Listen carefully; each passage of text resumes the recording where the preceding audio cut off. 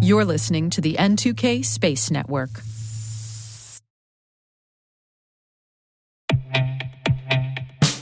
And now, a message from Black Cloak. Did you know the easiest way for cyber criminals to bypass your company's defenses is by targeting your executives and their families at home? Black Cloak's award-winning digital executive protection platform secures their personal devices, home networks, and connected lives. Because when executives are compromised at home, your company is at risk. In fact, over 1/3 of new members discover they've already been breached. Protect your executives and their families 24/7, 365 with Black Cloak. Learn more at blackcloak.io.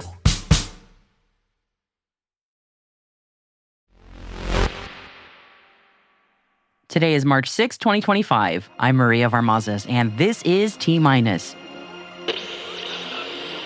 T-minus 20 seconds to LOS speed risk. Go for deploy. Roger roll.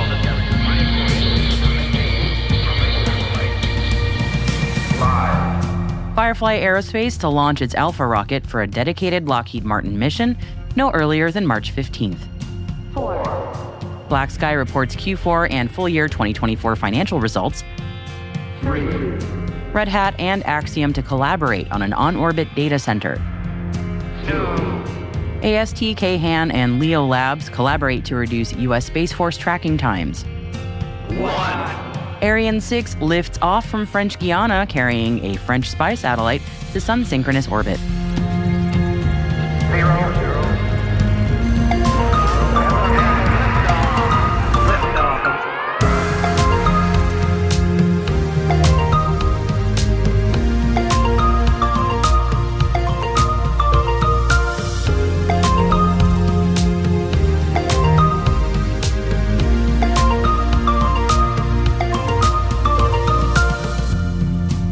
Our guest today is Tom Roeder, Senior Data Analyst at the Space Foundation. And Tom spoke to N2K Senior Producer Alice Carruth about the NSF annual report on launch and shared his insights on trends in space later in the show.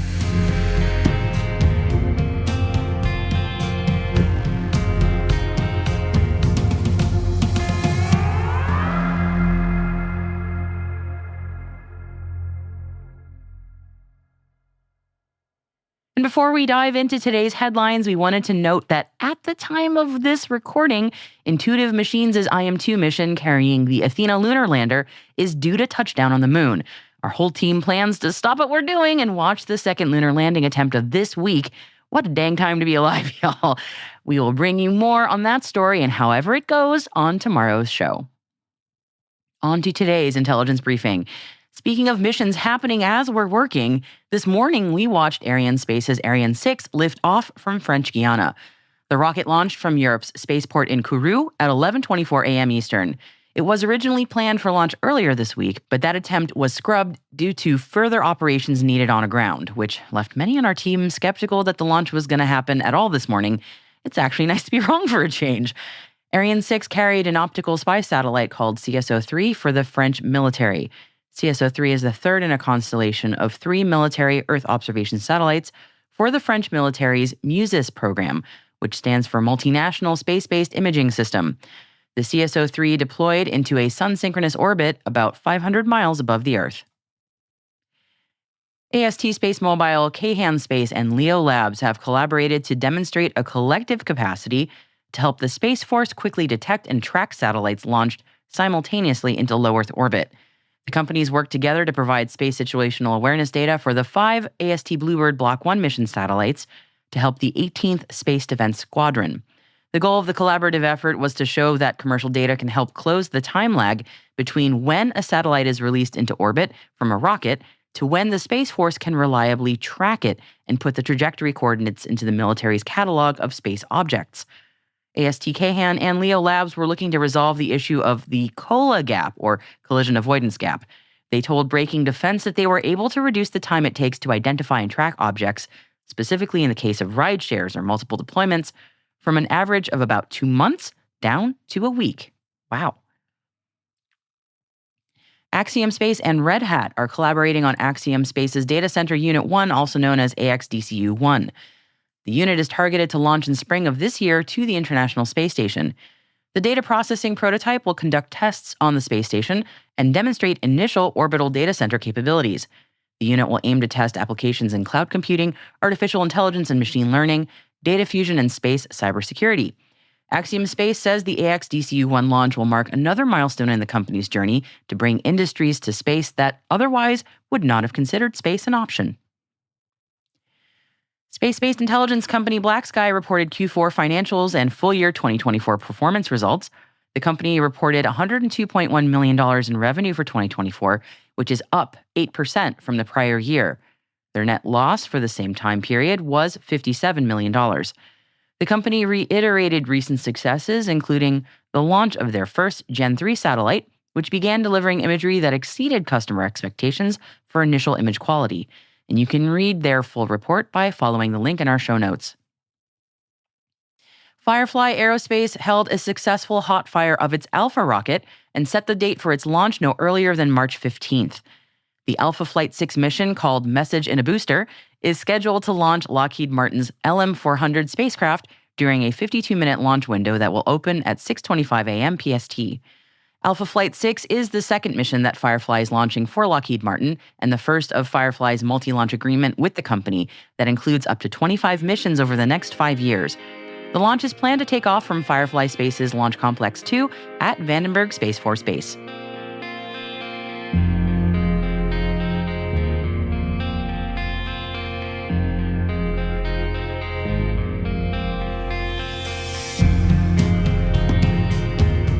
And before we jump into Alice's interview with Tom Roeder, she has some extra stories for us today. Always, Maria. It's increasingly hard to keep the Intel briefing to just 5, so we always add other stories to the selected reading section of our show notes. Today's a big day for launch and landing, as Maria's already covered. Starship is due to try again for Flight 8 today at 6:30 p.m. in Texas. We've included a link to watch that live. We've also included the launch update for Crew 10's launch, an announcement from SatixFire securing funding from UKSA, an update from Thales Alenia, Ericsson and Qualcomm on space-based connectivity, and a story from Voyager Space working with biopharma company Lintech. Okay, that is a lot. So where are those stories again? We include links to further reading on all the stories mentioned throughout the episode in our show notes and at space.n2k.com. Just click on this show title. Hey, T-Minus crew, if your business is looking to grow your voice in the industry, expand the reach of your thought leadership, or recruit talent, T-Minus can help. We'd love to hear from you. Just send us an email at space@n2k.com or send us a note through our website so we can connect about building a program to meet your goals.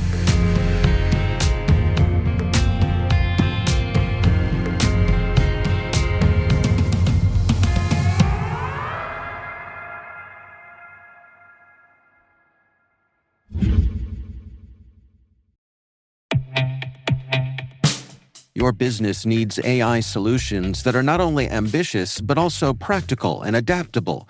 That's where Domo's AI and data products platform comes in. With Domo, you can channel AI and data into innovative uses that deliver measurable impact. Secure AI agents connect, prepare, and automate your data workflows, helping you gain insights, receive alerts, and act with ease through guided apps tailored to your role. Data is hard. Domo is easy. Learn more at ai.domo.com. That's ai.domo.com.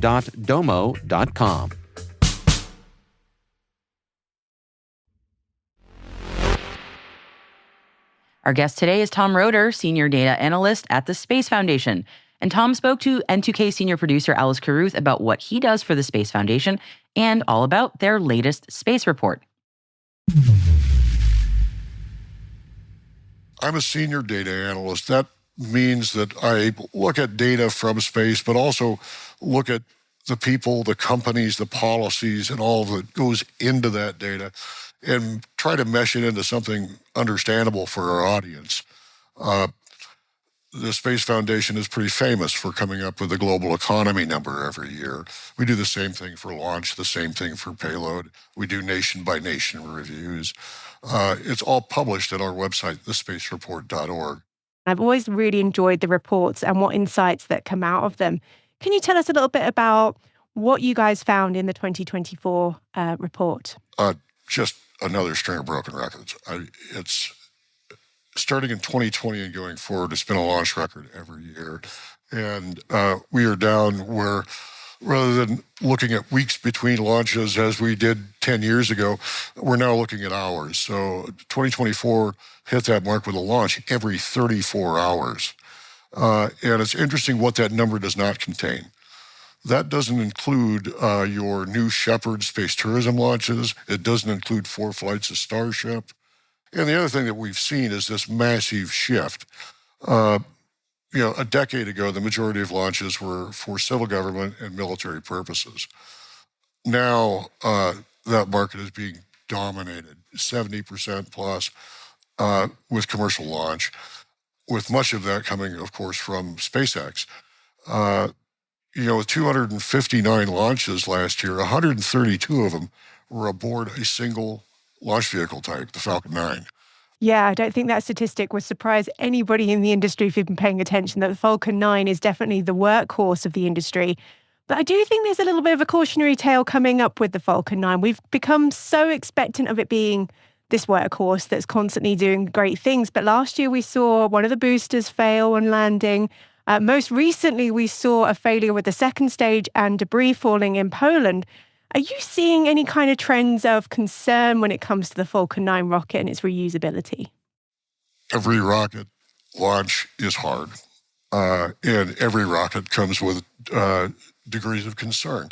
I don't think what we've seen with Falcon 9 is at all abnormal when you look at the rate of launch of these machines, and especially the reuse that we have no experience with this level of reuse in space launch. We're learning new things, but overall, the trend of failures is down over the past decade, just across the industry.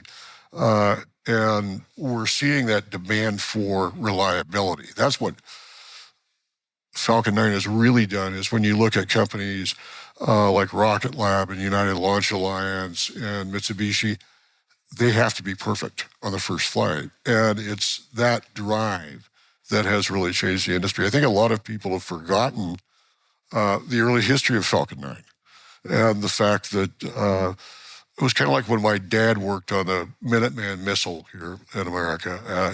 It was initially called the Inter-County Ballistic Missile because they couldn't get it off Vandenberg.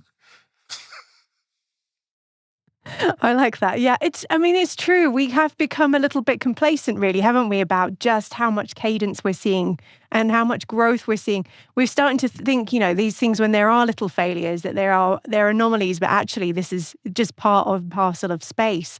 I'm also interested in hearing about the payloads. Now, I understand that as much as we're seeing launch cadence go up, was there a drop in the amount of spacecraft that were taken to orbit last year? We saw a small drop in the number of spacecraft taken to orbit last year, but largely that's because we didn't have a couple of these massive rideshare flights that are setting up your CubeSats and throwing them up like glitter. That just didn't happen as often in 2024. I expect both the launch number and the payload number to accelerate in 2025. Just here we got notice that down in Brisbane, Australia, Gilmore Space is preparing to launch Eris, making it Australia's first native launch vehicle. And we're going to see a lot of that when you look at Rocket Factory Augsburg going to launch RFA-1. Just several examples across the industry. As many as 24 new rockets could hit orbit in 2025. And several of these, especially from China, are designed as direct competitors to Falcon 9. Yeah, it's an exciting time, really, but also very interesting to see how this changes where people launch from as well. So you mentioned Australia, you mentioned RFA, which is going to be launching hopefully from Scotland. What else are you thinking there's going to be coming up in this next year? One of the ones that I'm really excited to see, it's the geek in me, is seeing Sierra Space's reusable spacecraft go up and come back from the International Space Station. What really interests me about that is here in America especially, we have a whole lot of spaceports that are horizontal reentry. And so we could see the potential as we grow space commerce of seeing, something like Dream Chaser coming to an airport near you to deliver products built in space. That's going to be really interesting. We're obviously in a new year now in 2025. We've seen a new administration come in. There's a little bit of a cautionary tale when it comes to NASA at the moment, when it comes to workforce. Blue Origin have just seen a reduction in workforce as well. Do you think that's a trend we're going to be continuing to see this year? Time will tell on policy. We really haven't seen what policy is going to look like. We've heard a lot of things around policy, but we haven't seen anything hard and fast. We'll get to that point at some point, but Congress has to weigh in on these changes as well. And so we still haven't seen, for instance, a fiscal year 2025 budget for the United States government. If and when we get that, then we'll have an idea of what last year was supposed to look like, which will give us a better idea going forward. In terms of industrial changes like we saw at Blue Origin, that's not uncommon. When you look at companies that transition from development to manufacturing, you need a different kind of workforce. When you're inventing and doing new things, that's very specialized application. And what I noticed was after Blue Origin announced that they were going to trim their workforce, I looked at my feed on LinkedIn, and the number of recruiters on there who were saying, please come to us, was truly impressive. Overall, when we look at job openings on the website spacetalent.org, since 2022, we're in a growing trend. About this time in 2022, there were about 15,000 job openings on that website for space-specific workers. Now there are about 19,500 on that website. And that actually runs inverse to wider industrial trends in America, where we have seen a lower demand signal for some manufacturing workers and for some engineers. Yeah, and hopefully we're going to start to see more of a trend when it comes to investment in space as well. As you mentioned, we're very much in this era of commercial space. And that commercial space has to have funding. And I've seen some rumors online about VCs kind of getting a little bit more wary. What are you seeing when it comes to investment in space, not just here in the US, but globally as well? Globally, we are seeing a lot of these startups beginning to get enveloped by larger companies. In the US, you'd say Raytheon. Overseas, you could say Airbus or BAE. But we are seeing these startups and that mature to the point where they are of value to these larger firms. And I think we're going to see more of that merger and acquisition activity. It was up through the last 2 quarters of 2024, and I don't expect that to change.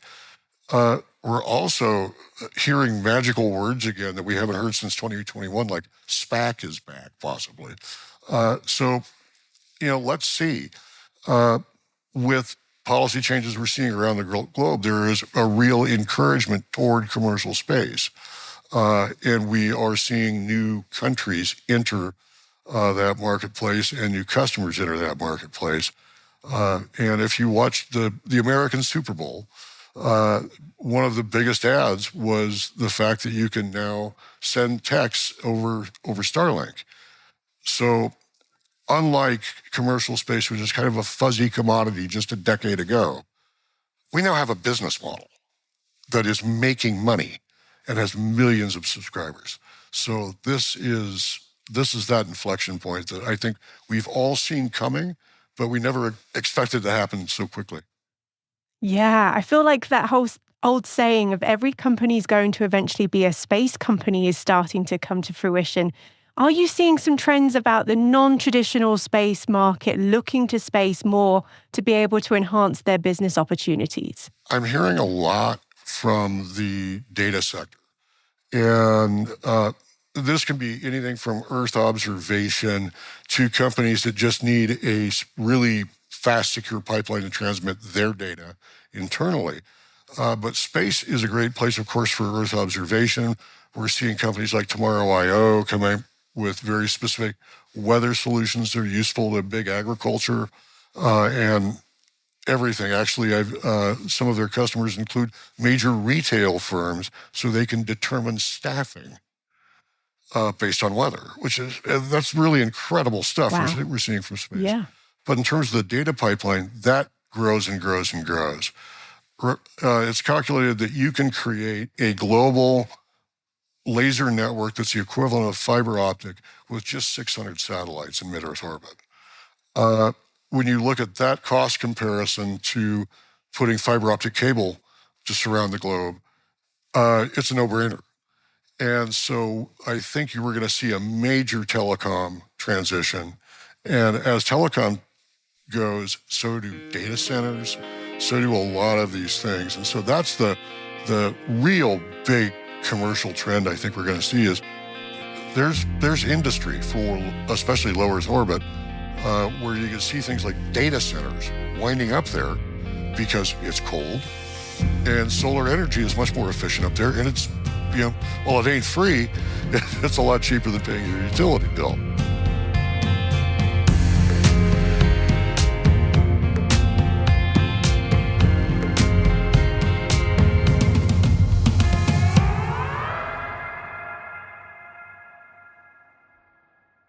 We'll be right back.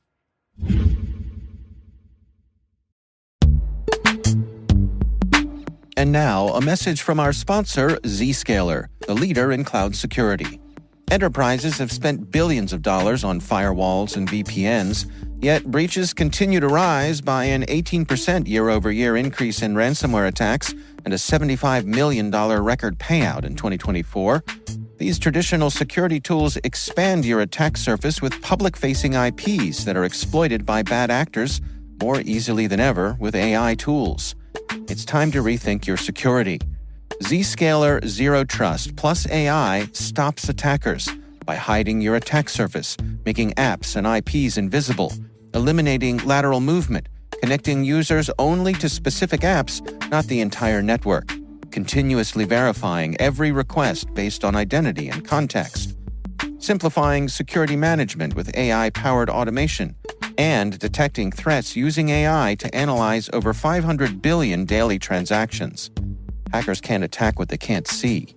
Protect your organization with Zscaler Zero Trust and AI. Learn more at zscaler.com/security.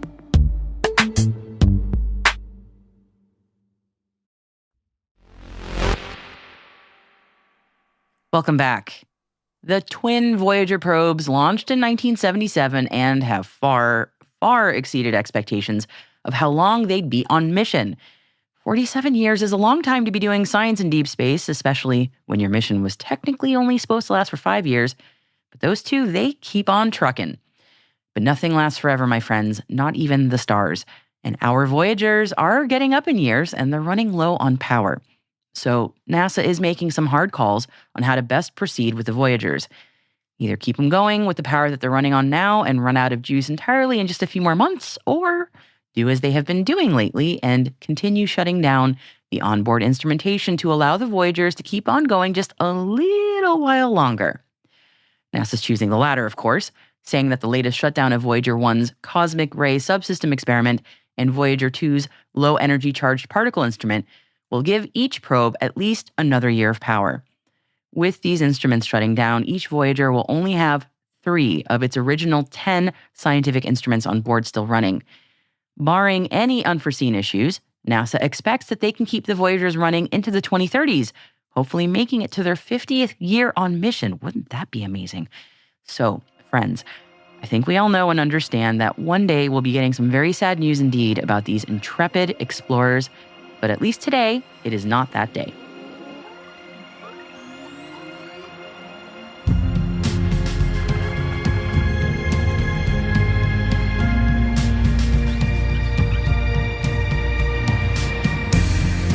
That's it for T-Minus for March 6, 2025, brought to you by N2K Cyberwire. For additional resources from today's report, check out our show notes at space.n2k.com. We're privileged that N2K and podcasts like T-Minus are part of the daily routine of many of the most influential leaders and operators in the public and private sector, from the Fortune 500 to many of the world's preeminent intelligence and law enforcement agencies. N2K senior producer is Alice Caruth. Our producer is Liz Stokes. We're mixed by Elliot Peltzman and Trey Hester, with original music by Elliot Peltzman. Our executive producer is Jennifer Eiben. Peter Kilpie is our publisher, and I am your host, Maria Varmazis. Thanks for listening. We'll see you tomorrow.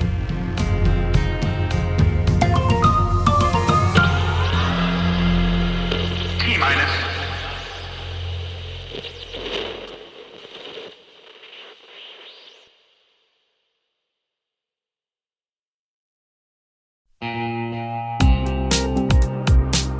Cyber threats are evolving every second, and staying ahead is more than just a challenge, it's a necessity.